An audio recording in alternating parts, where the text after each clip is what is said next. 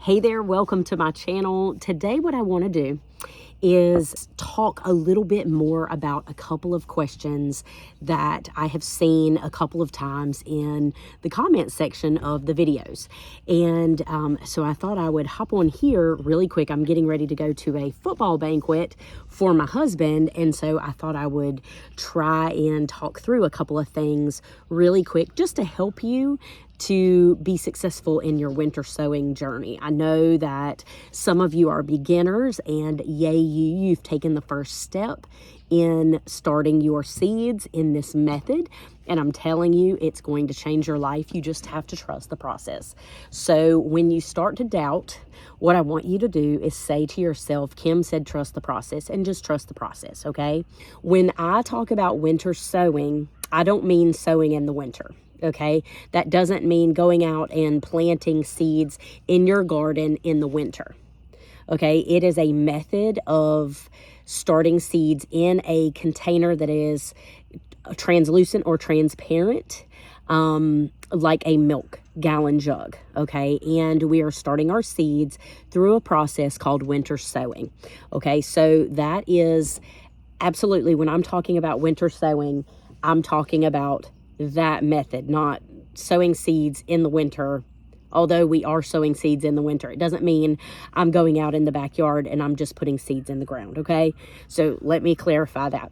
Second, okay, so when you have your milk jug, you have your container, you've prepped it just the way that I've shown in a couple of different videos, you've prepped your soil, you are now ready to sow your seeds. How do you know how many seeds you are to put in each container?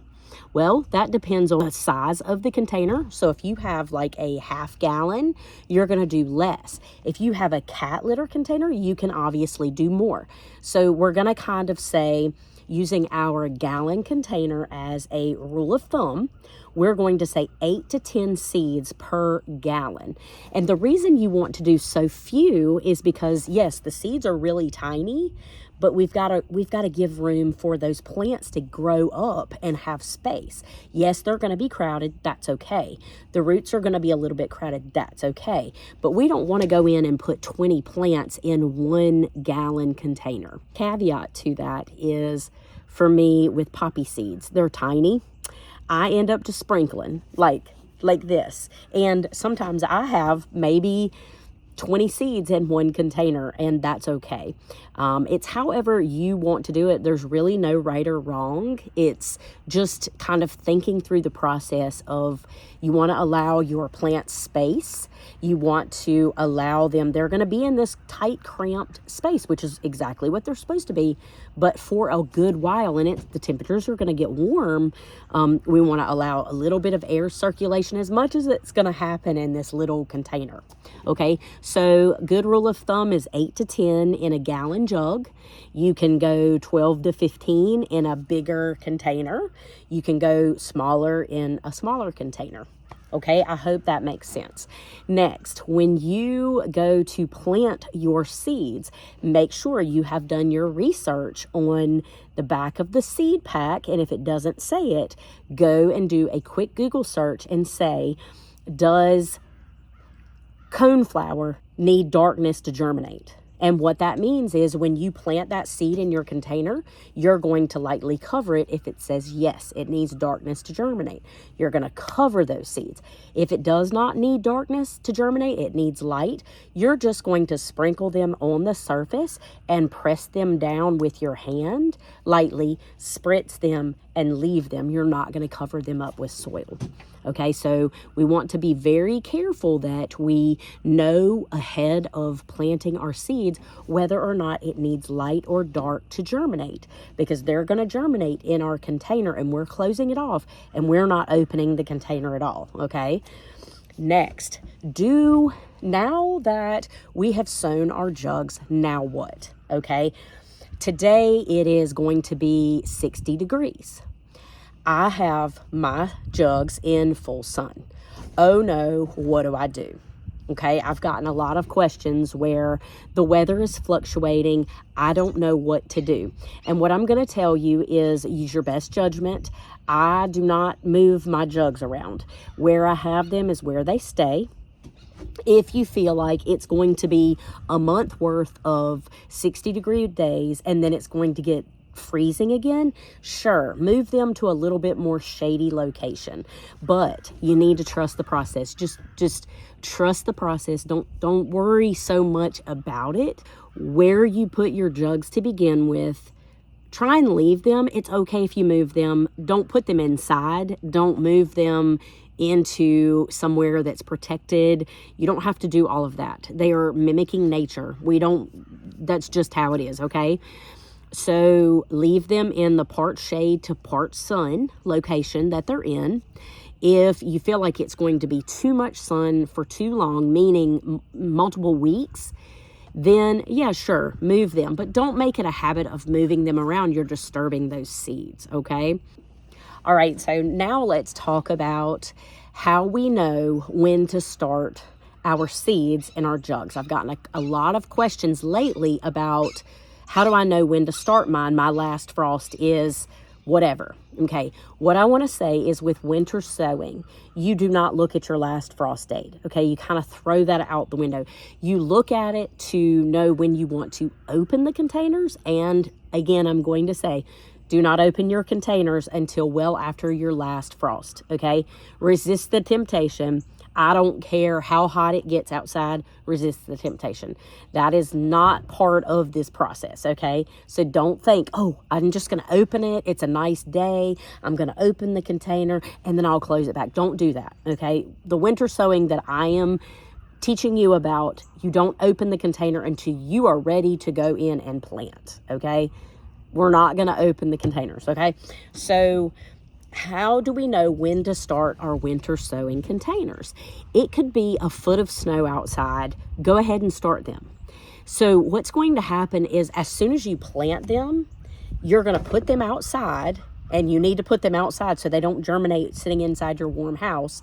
But you're going to sit them outside, and they're going to sit in their state as a little seed, not germinated, for until the soil temperatures warm, okay? So it could be all of February, some of March, it could be half of February, it could be they're gonna start germinating mid-March, I don't know.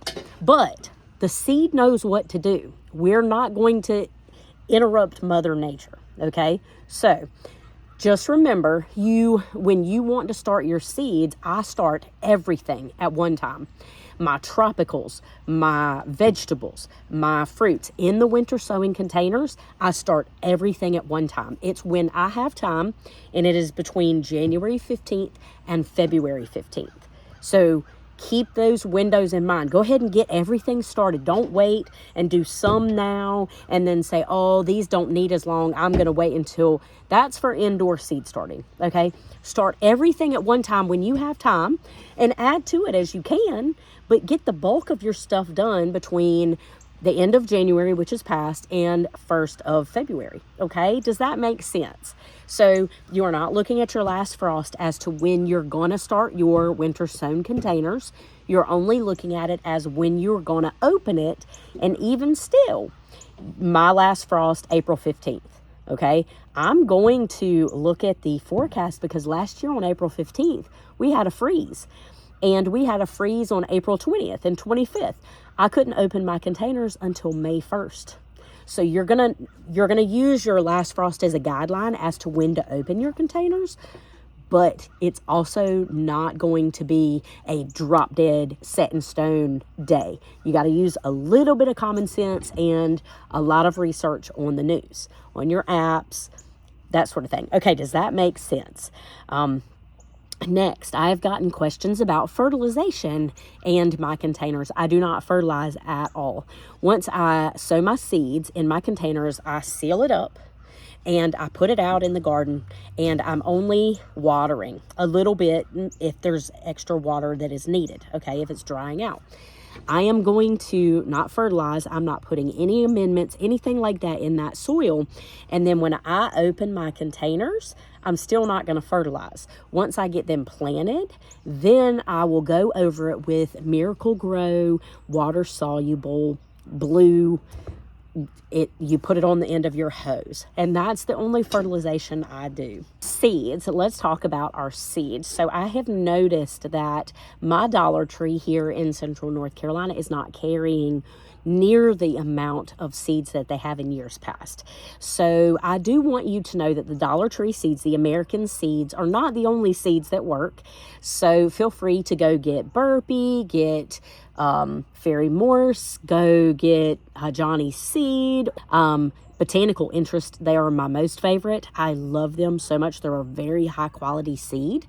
And then So Right Seeds. She sent me a ton of seeds and I love them. So I just want to tell you that you can certainly branch out. Don't feel like you've got to only look for the American seeds. That's a mouthful. But you can, whatever seed it is you're looking for, feel free to branch out. I'm just trying to help you find inexpensive seeds so you can have more, right? All right, the last thing I want to talk to you about is winter sowing and being more of a control freak. Okay, so I tend to err on the side of wanting to control things. And if you are the type person that can't let go and can't not control whatever is happening, you may want to consider indoor seed starting instead of winter sowing, because it does give you a bit of struggle. I am one that likes to be in control. However, I have taught myself to trust the process. I let go, and I'm telling you, the results will speak for themselves. They are insane. And so many of you have found this as well. So if I can ask anything of you, if you are a control freak, this may be a good exercise in learning how to let go a little bit. Who knows? But what I want to say to you is, if you will trust the process, what's going to come on the other side and at the end of it is absolutely magical. So I hope this has been helpful. I know this is a boring video, but I just keep seeing a couple of questions that I just wanted to elaborate on just a little bit more to help you be successful. And I hope that kind of puts your thoughts at ease, and I just want you to trust the process. Okay, go out, get your hands dirty, get those seeds planted in your containers in your winter sowing, and I will see you in another video soon. Take care.